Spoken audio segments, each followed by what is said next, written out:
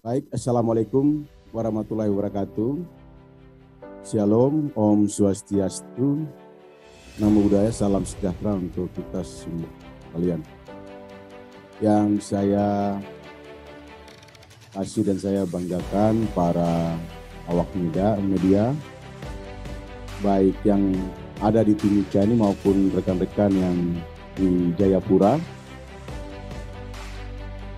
Pada kesempatan yang baik ini, saya pertama-tama menyampaikan terima kasih dan penghargaan kepada seluruh masyarakat Papua, khusus yang di Jayapura dan Kota Jayapura, yang bisa kita menjaga kondusivitas wilayah kita masing-masing,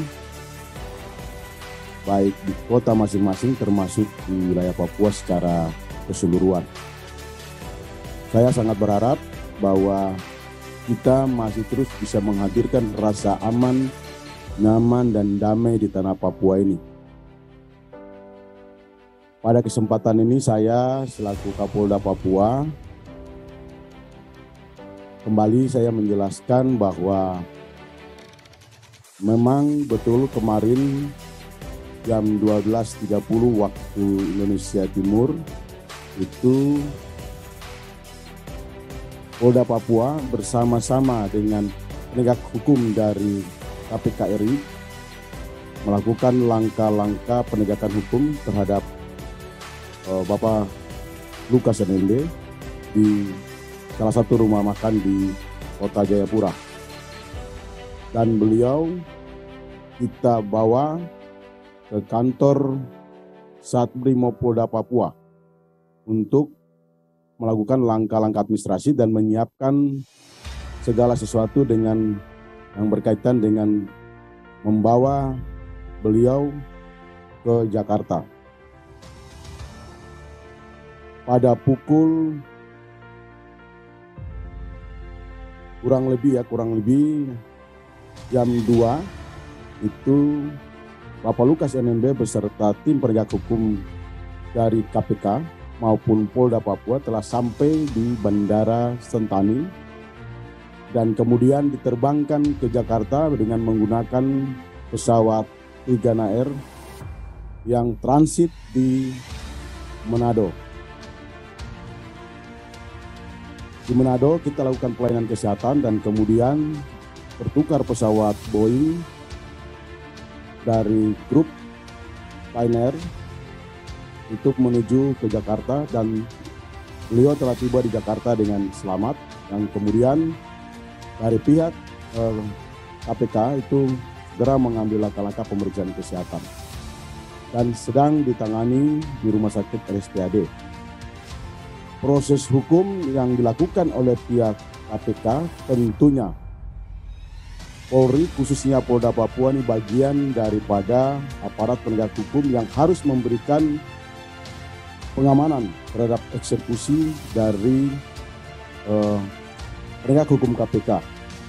Tidak hanya penegak hukum KPK, apabila kejaksaan akan melakukan penegakan hukum membutuhkan dari aparat Polri, tentunya kita juga akan memberikan bantuan pengamanan, termasuk juga dengan pengadilan negeri.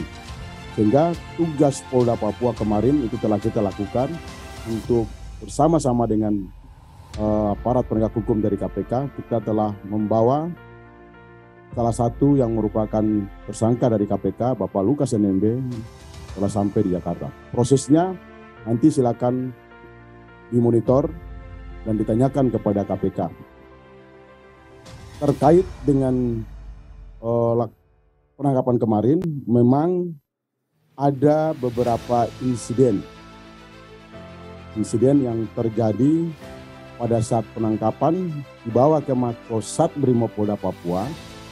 Ini memang ada terjadi pelemparan batu dari beberapa masyarakat yang mungkin simpatisan atau keluarga dari beliau.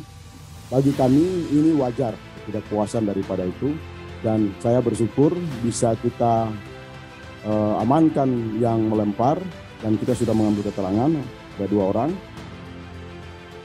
Yang kemudian juga beriring dengan tersebut, karena informasi itu begitu cepat keluar sampai ke semua massa, kita sempat juga bentrok dengan massa yang ada pada saat di Bandara Sentani.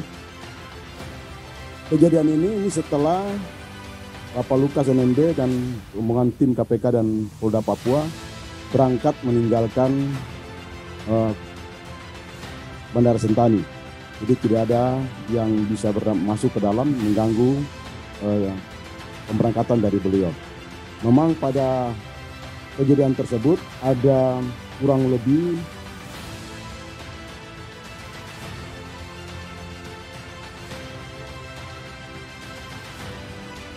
19 orang yang kita amankan. 19 orang yang kita amankan.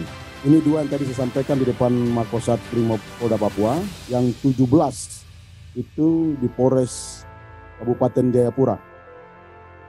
Dari 17 yang kita amankan di Kabupaten Jayapura, ini ada 1 yang kena tembak dan meninggal.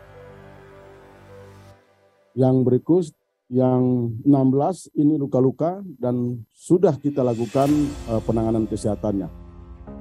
Tentunya sebagai Kapolda saya menyampaikan belasungkawa, dan tentunya karena ada yang meninggal saya sudah memerintahkan kepada Kabid Propam dan Direktur Kriminal Umum untuk segera mengambil langkah-langkah melakukan penyelidikan terhadap langkah-langkah apa yang dilakukan oleh anggota Polri, khususnya di Sentani, sudah tepat atau belum. Tentunya SOP ini akan kita lihat dan saya minta untuk hari ini saya dilaporkan. Sehingga kalau memang ada kesalahan prosedur, saya pastikan kita akan melakukan langkah-langkah penegakan hukum juga terhadap anggota yang tidak taat pada SOP yang harusnya dilakukan. Sekali lagi selaku Kapolda saya tentunya menyampaikan belasungkawa.